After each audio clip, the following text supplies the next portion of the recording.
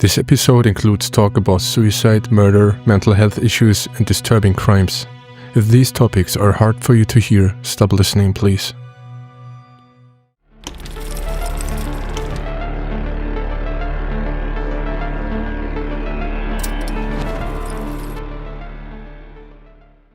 Some places seem to attract darkness, like something evil is hiding in the walls, pulling people into tragedy again and again over the years. The place I'm talking about today is more than just a building.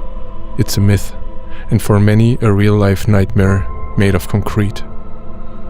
Many people passed away here in mysterious, violent or tragic ways. Serial killers stayed here, guests vanished without a trace, and others chose the place to end their lives. This hotel has inspired countless true crime documentaries and even parts of American Horror Story.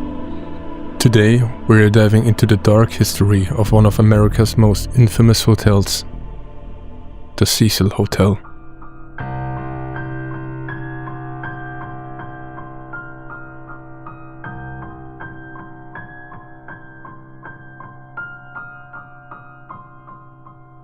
The Cecil opened in 1927 right in downtown Los Angeles. With 700 rooms and 19 floors, it started off as a fancy luxury hotel with a marble lobby, chandeliers, and decorative windows. It was meant for business travelers and tourists.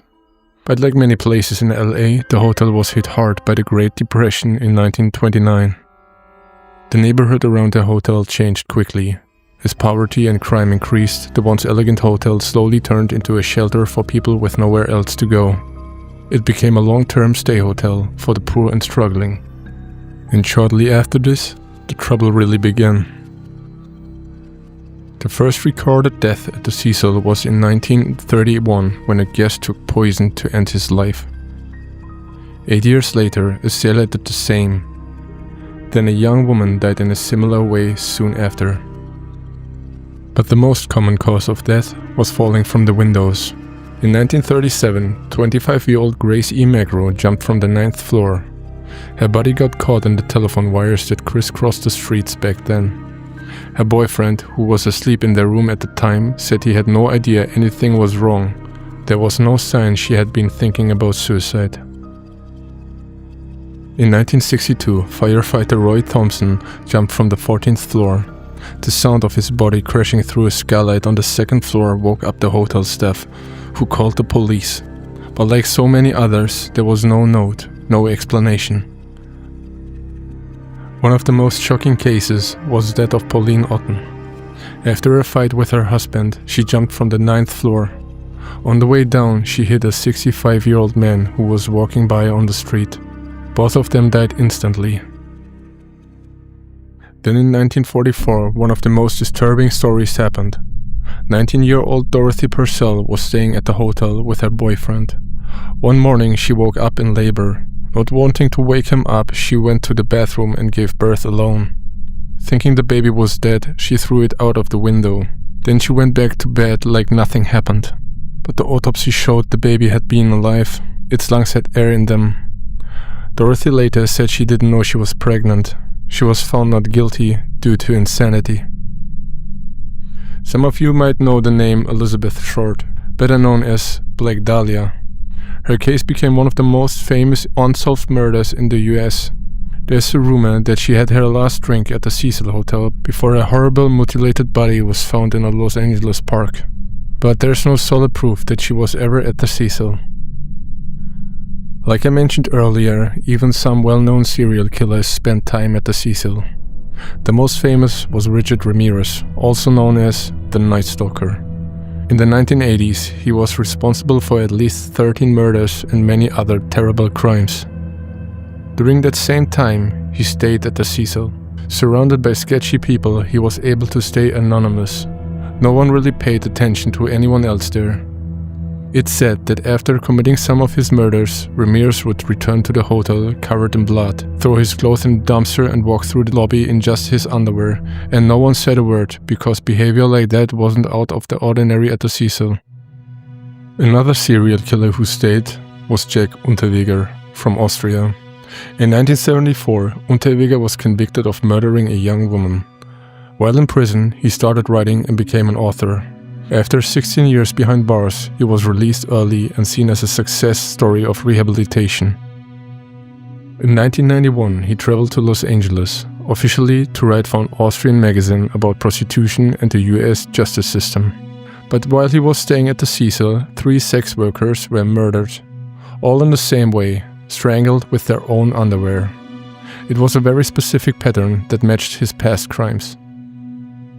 At first, no one suspected him. He acted like a harmless journalist, even interviewing police officers to gather information.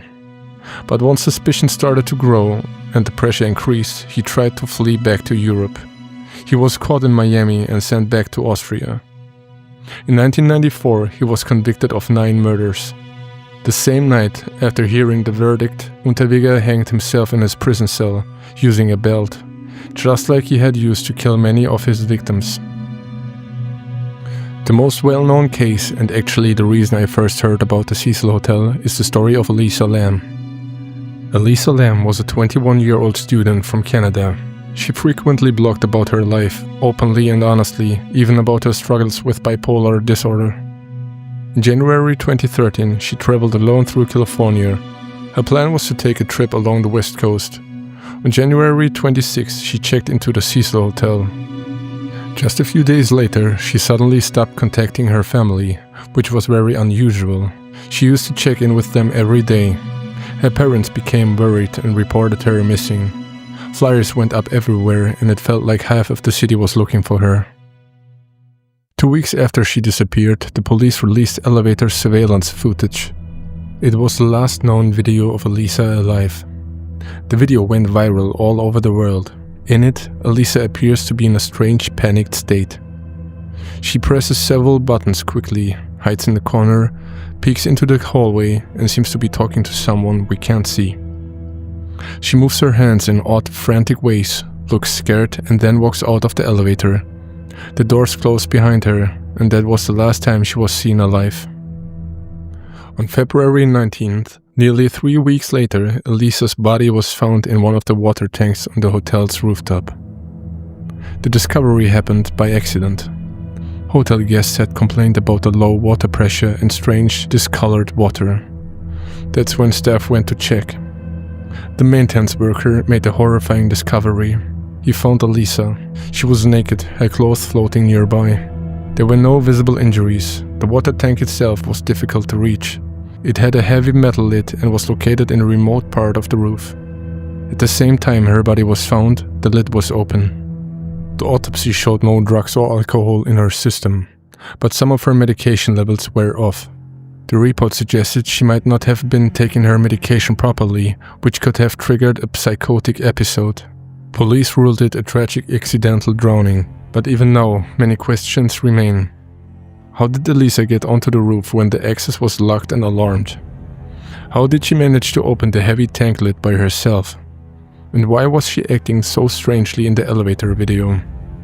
The case of Elisa Lam remains a mystery, and it's now forever tied in the dark legend of the Cecil Hotel. In 2014, it was finally renamed to Stay on Main to improve its bad image, but it didn't help. In March 2024, the owners put the building up for sale. But what do you think about all the stories surrounding the hotel? If you liked the episode, feel free to subscribe for more, and I'd really appreciate it if you gave it a like to support me. Take care guys, and see you soon.